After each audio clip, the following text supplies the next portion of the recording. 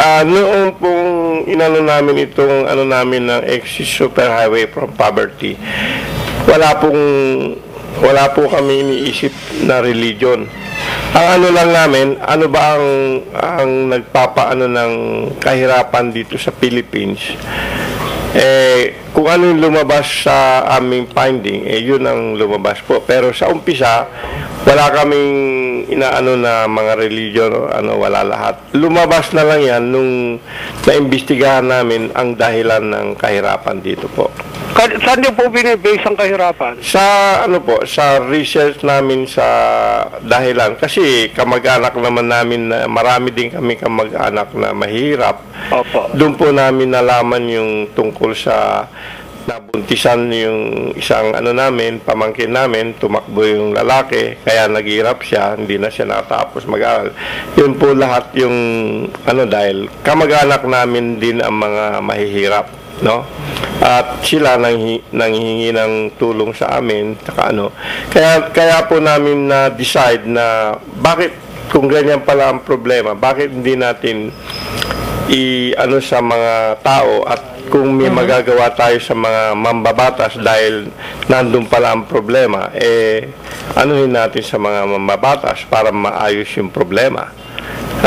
Yung tunay lang po na nangyayari ang basis namin, pero hindi po namin hinaluan ng religion. Lumabas lang po na meron palang maraming religious predators dito na nakakatulong sa kahirapan dito sa mga Pilipino. Nakakatulong na, ibig mo sabihin mas nagpapalala ng kahirapan. Nagpapalala ng kahirapan. Okay. Sige po, salamat na lang po. Salamat din po sa inyo. Maraming salamat, Mr. Oladin Isli. Okay, may text na isa rito, si Dennis Mohano, pero siya rin yung tumatawag, hindi kompleto yung text na dumating, kaya tawagin na lang natin, pasukin na lang natin si Dennis. Dennis! Hello. Okay, medyo putol yung text mo, kaya hindi ko mabasa. Good evening kayo, engineer. Okay. Good evening. Nabusan lang ako ng load. Okay. Saan nakalagay ko yung cell ko? Cell number ko sa'yo, di ba? Kaso putol yung kalahati lang dumating. Baba ko agad sige. Pakita na lang kay engineer. Kung sa isang civilized society ba, civilized nation, kailangan bang gun ban during election? At saka lastly, sa US ba may gun ban din? Ayun lang, sal dito. Okay. So, ang tanong niya, Dennis, wala na, Ang tanong niya, sa isa bang civilized country, tulad ng Pilipinas, kailangan pa ba ang gun ban? Gun ban? Hindi kailangan ng gun ban kasi kasi actually hindi mo, kung kagaya sa Amerika, hindi mo maipasuko ang baril. Dahil alam nila na importante 'yon para sa kanilang freedom. Hindi dahil sa politician sila or pero para sa kanilang freedom, kailangan hindi nila isusuko yung karapatan nilang the right to bear arms. Kaya walang gun ban sa Amerika kung election, no? Ano yung pangalawa? Actually ang tanong talaga ay sa isang civilized country, kailangan ba ng gun ban? Na sinagot mo nga na hindi na kailangan ng gun ban. So yun. May pangalawang tanong pa siya. Yun na nga, sa Amerika ba ay may gun ban ba? Walang gun ban maski election kasi hindi naman nakaka-involve sa election result yung mga ganon dahil sa hindi ganon kagulo ang election sa Amerika. Okay. So, siguro nasagot naman Dennis, kung meron pang hindi nasagot, tawag ka na lang ulit, Okay. So, eto naman kay Albert from Cabalen, So, kung matutuloy, bago na yung governor nila, hindi election na naman. Kasi election na, baliwala, Okay, Albert, sabi niya, if I'm not mistaken, Exit Superhighway from Poverty is a fact-finding, then recommend a solution. Tama po. Yung inano po namin yung Exit Superhighway from Poverty, ang unang namin is ano ba ang mga dahilan sa nakaka-contribute sa poverty sa Philippines. Dahil nga nakikita na kaagad namin dahil sa mga kamag-anak namin, sila yung mga nasa poverty, no? ngayon, humingi sila ng tulong sa amin. Doon namin nalalaman yung mga nagdahilan ng problema nila. And then, doon din namin nahanapan ang solution. Aha. Kasi kung kagaya yan, kamag-anak namin nabuntisan, tumakbo yung lalaki, ngayon humingi siya ng tulong kasi hindi siya nakapag-aral, ngayon naghihirap siya, ganun. So, nalaman namin yung single mom, deadbeat dad, ano? tapos yung child endangerment, mga ganun, nakikita na namin, no? Tapos, pag uwi namin dito, nasasabit kami sa mga padasal, ganun-ganon. Doon na naman namin nakita yung mga religious predator.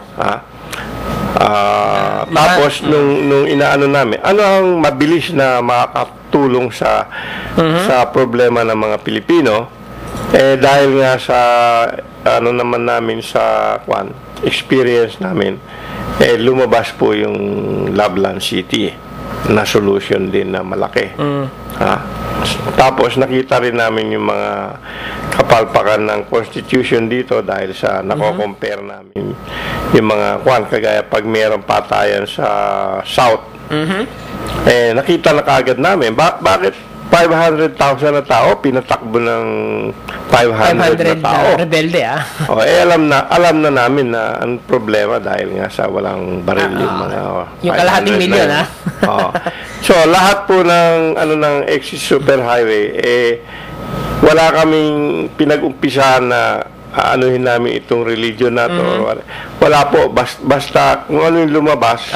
Sa inyong pagsusuri, tamaan, huwag magagalit kung ano yung lumabas na Then you recommend kung ano yung posibleng solusyon na siyempre, ang solusyon na yan, yung mga mambabatas natin ang gagawa.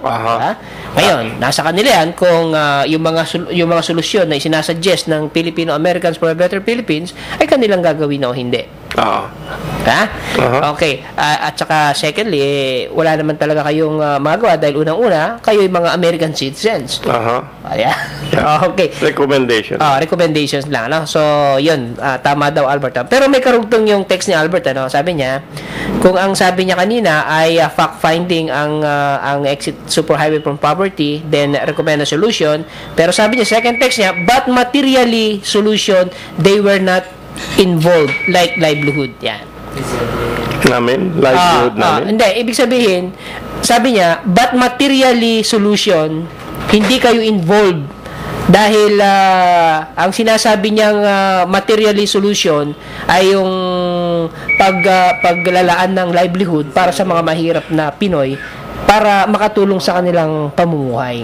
Hindi, yung Loveland City. Ayun. So, hindi yung pinag-aralan namin kung paano mapapaigi ang kabuhayan ng ang nakita namin, maraming Pilipino na walang trabaho. Tapos yung may mga trabaho, maliliit ang sweldo. So, pinag-aralan namin yung bakit walang trabaho, tsaka maliliit ang sweldo. Ang lumabas na magandang solution, yung Loveland City. Ayun, Albert, involved naman din ng kagad. Kaya lang, syempre, para ma-implementa itong Loveland City, kailangan i-change yung yung ownership ng foreigners. Diba? So, yun lang naman ang problema. Okay, meron tayong bagong caller yata, si Mrs. Santos ng Cainta. Ma'am, magandang gabi po. Good evening po.